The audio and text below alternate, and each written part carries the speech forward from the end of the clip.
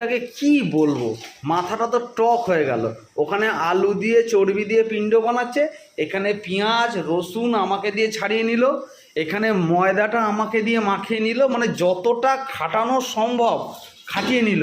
নেওয়ার পর আমার মনের মতো কোনো রান্না হবে না। আমি বুঝতেই পারছি না আলটিমেট এনারা কি চাইছেটা কি। মনের মতো রান্না হচ্ছে না।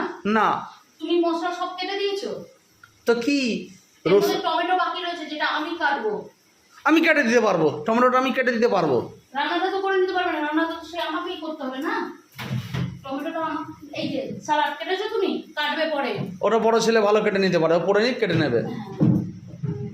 উনি সব কেটে দিয়ে, সব যদি তুমি কেটে দিতে হয়ে যেত। এই যে টমেটোটা আমাকে কাটতে হবে, বেশি কথা বলে সব কিছু। লঙ্কা নিয়েছো তুমি, লঙ্কাটাও আমাকে দিতে হবে। বাহ, শুধু টমেটো আর লঙ্কা কেটে কি কিতাত্ব করে ফেললো। আমি তো কোনো কিতাব তো জীবনে করলামই না। ঠিক আছে, করলাম না, আমি তো কিছুই করলাম না। আমি কোনোদিন